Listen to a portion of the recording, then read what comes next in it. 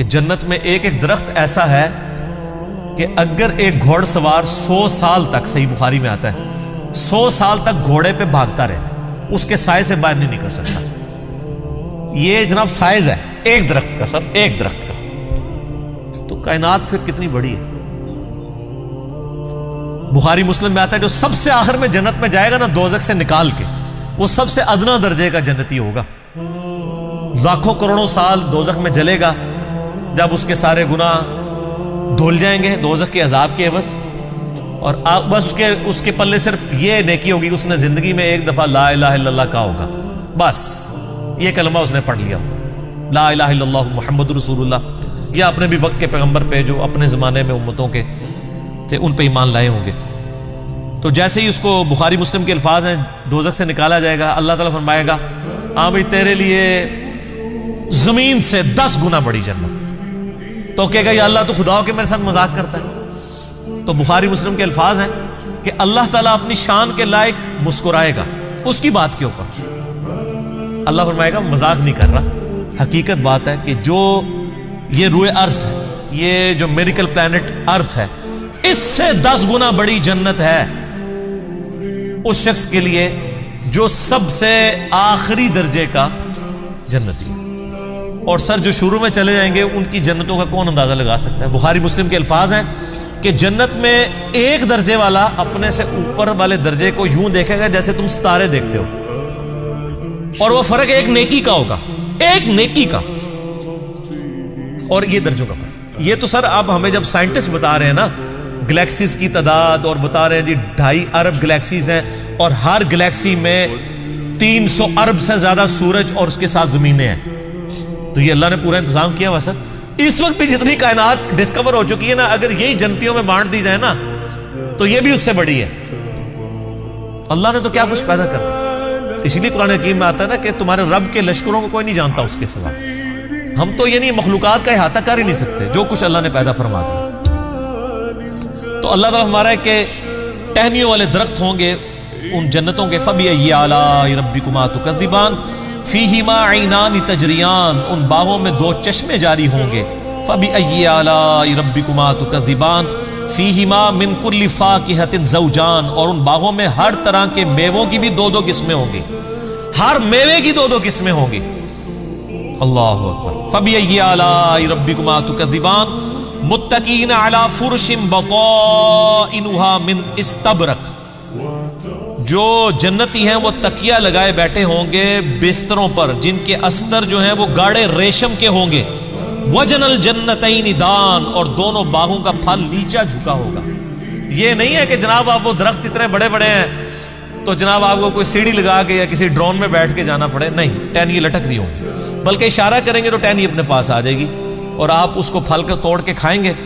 کیونکہ جنت کو تو فنا نہیں ہے، آپ کے توڑ کے ختم ہوگا ایک اور وہاں پہ لگ جائے گا. جنت میں کوئی چیز ختم نہیں ہونی سر، جتنا مرضی کھاؤ پیو، ختم کوئی چیز نہیں ہونی. جو آپ کھائیں گے نا آپ، اچھا، اور آپ کو بھی تکلیف سے آزاد کر دیا، کوئی پیشاب نہیں ہے، کوئی پخانہ نہیں ہے. بخاری مسلم کے الفاظ ہیں ایک خوشبودار ڈکار آئے گی سب کچھ ہضم، اور کوئی قبض والا معاملہ نہیں ہوگا، کوئی پیٹ خراب ہونے والا نہیں ہوگا. وہاں اپنے آپ لذت کے لیے کھائیں گے اور بھوک بھی نہیں ہوگی.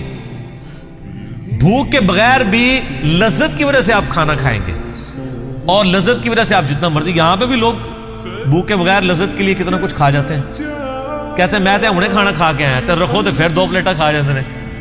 ٹھیک، ادھر بھی اتنے لوگ موجود ہیں، بعض میں جو کچھ بھی بیچاروں کے ساتھ ہوتا رہے تو وہ ایک علیحدہ بات ہے، لیکن وہاں پہ یہ کچھ نہیں ہوگا.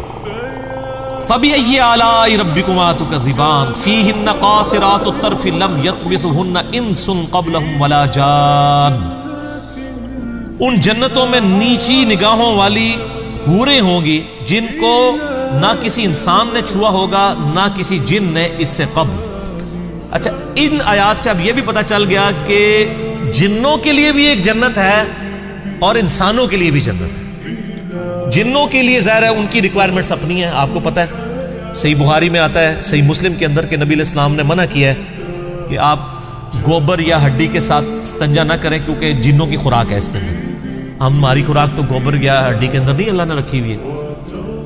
تو جنوں کی آرائش کا ان کی جو خواہشات کا سامان الگ سے ہے، ان کی جنت الگ ہے، انسانوں کی جنت الگ ہے، لیکن ان کے لیے اپنی جنیاں ہوں گی، تواڈے سے تواڈیاں جنیاں ہوں گی، ٹھیک ہے.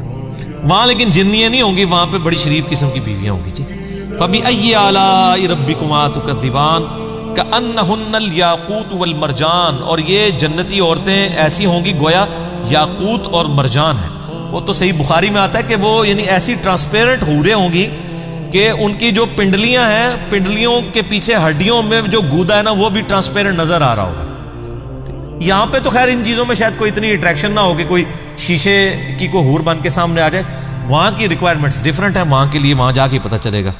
فَبِأَيِّ آلَاءِ رَبِّكُمَا تُكَذِّبَانِ هَلْ جَزَاءُ الْإِحْسَانِ إِلَّا الْإِحْسَانُ، احسان کا بدلہ بجز احسان کے کیا کچھ اور بھی ہو سکتا ہے؟ ہائے ہائے ہائے، یہ اللہ ہی کا ہی فضل ہے. سر اس آیت کا جو سوز و گداز ہے نا، وہ ایک عربی سمجھ سکتا ہے. اللہ تعالیٰ فرماتا ہے کہ جس نے زندگی میرے لیے گزاری، جس نے میرے لیے دنیا میں تکلیفیں اٹھائیں، حلال و حرام کی تمیز کی، روکھی سوکھی کھا لی، میری وجہ سے اسے دنیا میں نمازوں کی مشقت اٹھانی پڑی، روزوں کی مشقت اٹھانی پڑی، جس نے اتنا احسان کیا ہے، اللہ پہ تو نہیں کیا لیکن اللہ تعالیٰ قدردان ہے. اللہ فرماتا ہے جس نے اس طرح کا احسان کیا ہو تو کیا اس کا بدلہ میری طرف سے احسان کے علاوہ کچھ اور ہو سکتا ہے کہ میں بھی اس کے ساتھ ویسے ہی احسان کروں؟ حالانکہ ہم نے اللہ پہ نہیں احسان کیا ہوا، لیکن یہ اللہ تعالیٰ کی قدر شناسی ہے کہ وہ قدر کرتا ہے انسان. کہ بتاؤ اس احسان کا، اس نیکوکاری کا بدلہ کیا نیکوکاری کے علاوہ کچھ ہو سکتا ہے؟ جو تم نے نیکوکاری کی تو میں تمہارے ساتھ وہی نیکوکاری کروں گا، یعنی مراد یہ کہ جنت دوں گا. وَبَشِّرِ الَّذِينَ آمَنُوا وَعَمِلُوا الصَّالِحَاتِ، اور اے نبی علیہ السلام آپ خوشخبری دے دیجئے ان لوگوں کو کہ جو بات مان لیتے ہیں، یعنی ایمان لے آتے ہیں اور نیک اعمال اختیار کر لیتے ہیں. ان لہم جنات تجری من تحتها الانہار، کہ ان کے لیے باغات ہیں جن کے نیچے نہریں بہتی ہوں گی. کلما رزقوا، جب کبھی بھی انہیں رزق دیا جائے گا اس جنت میں، منہا ان باغوں میں سے، من ثمرۃ الرزق، کوئی پھل رزق کی شکل میں ان کو جب پیش کیا جائے گا، اہل جنت کو جنت میں جب کوئی فروٹ دیا جائے گا، قالوا هذا الذي رزقنا من قبل، وہ کہیں گے یہ تو وہی ہے جو ہمیں اس سے پہلے دنیا میں بھی دیا جاتا تھا. وَأُتُوا بِهِ مُتَشَابِهًا، حالانکہ وہ ان کو اس سے ملتا جلتا فروٹ دیا جا رہا ہوگا، ایگزیکٹ نہیں ہوگا. ملتا جلتا اس لیے دیا جائے گا کہ انسان کی ایک نیچر ہے. دنیا میں بھی آپ دیکھ لیں، آپ کسی دسترخوان پہ بیٹھے ہوں تو سب سے پہلے اس چیز کو ہاتھ ڈالتے ہیں جس کے ساتھ آپ مانوس ہو. آپ کسی ولیمے پہ بھی جاتے ہیں تو آپ کے سامنے کوئی ایسی عجیب و غریب ڈش آ جائے تو آپ اس کے رسک نہیں لیتے کھانے کا کہ پتہ نہیں کیا ذائقہ ہو، الٹا پلیٹ بھر کے بیٹھ جاؤں اور اس دوران جو میں نے کھانا تھا وہ ختم ہی ہو جائے. یہ بھی چانس ہوتا ہے نا. تو انسان مانوس اس چیز کے ساتھ تھا جو پہلے اس نے اس کو ایکسپیرینس کیا ہو. یہ اللہ تعالیٰ نے انسان کی نیچر رکھی. تو جنت میں بھی ابتدائی مہمان نوازی کے طور پہ جنتیوں کو وہ رزق دیا جائے گا جو دنیا میں وہ ایکسپیرینس کر چکے ہیں. آم، کیلا، انار، سیب، جو ہمارے ایکسپیرینس میں. اب دیکھنے میں تو وہ فروٹ دیکھنے میں تو ویسا ہی ہوگا، تو وہ کھانے سے پہلے ہی بات کریں گے کہ تو یہ وہی چیز ہے، ایتھے بھی آ کے وہی کچھ. لیکن اللہ فرمائے گا کہ ان کے اس کی طرح کا ہوگا لیکن ویسا نہیں ہوگا. اب انور اٹور کا ذائقہ اور ایک دیسی آم کا ذائقہ برابر ہو سکتا ہے؟ دیکھنے میں تو دونوں ایک جتنے ہوتے ہیں، شکل و صورت بھی ملتی جلتی ہوتی ہے، لیکن زمین آسمان کا فرق ہے ٹیسٹ میں. اسی طریقے سے چونسے کا ٹیسٹ ہو یا کسی دوسرے آم کا، وہ برابر نہیں ہو سکتا. تو یہ تو دنیا میں اللہ نے اتنا فرق رکھا ہوا ہے، تو آخرت میں جو آم دیا جائے گا وہ دنیا والا آم نہیں ہوگا. ہاں شکل و صورت میں ضرور ملتا جلتا ہوگا، لیکن اس آم کی تو کیا بات ہے. اللہ تعالیٰ جنت میں ہمیں اپنے محبوب صلی اللہ علیہ وآلہ وسلم کا پڑوس نصیب فرمائے، آمین. وَلَهُمْ فِيهَا أَزْوَاجٌ مُطَهَّرَةٌ، اور وہاں پہ ہوں گی ان کے لیے پاکیزہ بیویاں. پاکیزہ بیویاں دنیا کی بیویاں بھی اور جنتی حوریں بھی، وہ آگے چل کے ذکر آ جائے گا اس حوالے سے. اچھا جنت میں جتنی بھی نعمتیں ہیں نا ان میں جو یعنی ڈومیننٹ نعمتیں ہیں ان کا کچھ نہ کچھ حصہ اللہ نے دنیا میں اس حوالے سے رکھا ہے کہ انسان اس نعمت کو ایکسپیرینس کر سکے. لیکن وہ زمین آسمان کا فرق ہے, لیکن کسی درجے میں ایکسپیرینس کروایا گیا, اور ایکسپیرینس کروایا گیا ہے تو تبھی ان چیزوں میں اٹریکشن ہے. اگر اٹریکشن نہیں ہوگی تو اس کے لیے تگ و دو کون کرے گا. تو اسی طریقے سے یعنی جو ایک اللہ تعالیٰ نے جذبہ رکھا ہے انسان کے اندر, اس کا ایکسپیرینس دنیا میں کسی فارم میں کروایا تبھی جنت کی حوروں کا لالچ دیا جا سکتا ہے. اور اسی طریقے سے جو فروٹ ہے اس کا ذائقہ دنیا میں رکھا ہے, جبھی جنت کی فروٹ کا آپ کو لالچ دیا جا سکتا ہے. باقی تو بخاری مسلم میں حدیث ہے کہ اللہ تعالیٰ نے جنت میں وہ نعمتیں تیار کر رکھی ہیں جو نہ کسی آنکھ نے دیکھی, نہ کسی کان نے سنی, نہ کبھی کسی کے دل پہ بھی اس کا گمان ہوا. وہ تو انِمیجنیبل. یہ صرف متشابہات ہیں, چیزیں ملتی جلتی چیزیں دنیا میں صرف بات سمجھانے کے لیے. اور دنیا کی نعمتیں تو فنا ہونے والی ہیں, لیکن ان نعمتوں کے ساتھ آ رہا ہے وَهُمْ فِيهَا خَالِدُونَ, وہ رہیں گے ہمیشہ ہمیشہ اس کے اندر, نہ ختم ہونے والی نعمتیں. اچھا دنیا میں کوئی بڑے سے بڑی بھی نعمت ہے نا, وہ اچھی انسان کو لگتی ہے, لیکن جیسے ہی اس کے چھوٹ جانے کا خیال آتا ہے تو دل کے اوپر غم کا غلبہ ہو جاتا ہے. اور جنت میں غم نہیں ہے, اس لیے جنت میں ہمیشہ کی نعمت ہے. صحیح مسلم میں ایک حدیث ہے کہ جب جنتی جنت میں داخل ہونے لگیں گے تو ان کو ایک ندا کی جائے گی, جاتے ہی خوشخبری ملے گی, تمہارے لیے مبارک ہے, آج کے بعد تمہیں کبھی موت نہیں آئے گی, تم ہمیشہ زندہ رہو گے. آج کے بعد تمہیں کبھی بدحالی نہیں آئے گی, تم ہمیشہ خوشحال رہو گے. آج کے بعد تمہیں کبھی بڑھاپا نہیں آئے گا, تم ہمیشہ جوان ہی رہو گے. اور آج کے بعد اللہ تم سے کبھی ناراض نہیں ہوگا, ہمیشہ راضی رہے گا. یعنی دنیا میں تو سب سے بڑی اہل ایمان کے لیے ٹینشن ہی یہی ہے نا کہ میں نے یہ کیا تو ناراض نہ ہو جائے. جنت وہ جگہ ہے جہاں کچھ بھی کر لیں اللہ ناراض نہیں ہوگا. ہر وہ چیز جو دنیا میں بھی جرم تھی وہاں جا کے وہ جرم نہیں رہے گی. دنیا میں مرد کے لیے سونا پہننا حرام ہے, اور جنت میں سونے کے کنگن پہنائے جائیں گے, ریشم کا لباس پہنایا جائے گا. قرآن پاک میں آتا ہے, بخاری مسلم میں درجنوں احادیث ہیں. جسے شوق ہو تو مشکات المصابیح کی 3 جلد میں جنت والا چیپٹر پڑھ لیں تو آپ کو اندازہ ہوگا کہ جنت میں اللہ تعالیٰ نے کیا کچھ رکھا ہے انسان کے لیے. لیکن یہ بات اپنی جگہ ہے, ایک حقیقت ہے کہ جنت پہنچنا بڑا مشکل ہے. یہ سب سے بڑا المیہ ہے.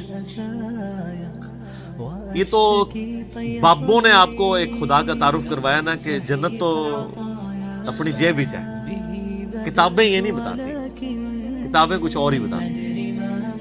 صحیح مسلم میں حدیث ہے کہ اللہ تعالیٰ نے جنت کو ناگوار چیزوں سے ڈھانپ رکھا ہے.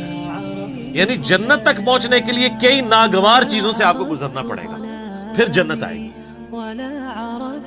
اور جہنم کو اللہ تعالیٰ نے خوشنما چیزوں سے ڈھانپ رکھا ہے.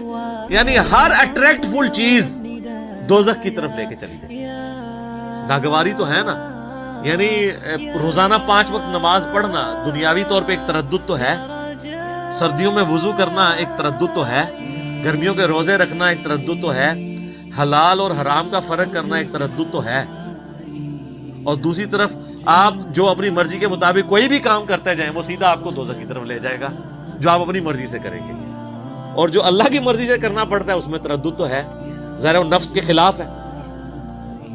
یہ مسلم شریف کی حدیث کمال حدیث ہے کہ جنت ناگوار چیزوں سے ڈھانپی ہوئی ہے اور جہنم خوشنما چیزوں سے. اس کی ایکسپلینیشن جامع ترمذی میں, سنن ابی داؤد میں, سنن نسائی اور ابن ماجہ میں ہے کہ جب اللہ تعالیٰ نے جنت کو پیدا کیا تو حضرت جبرائیل علیہ السلام سے کہا کہ جائیں جنت کو جا کے وزٹ کریں کہ میں نے کیسی رہنے کی جگہ بنائی ہے.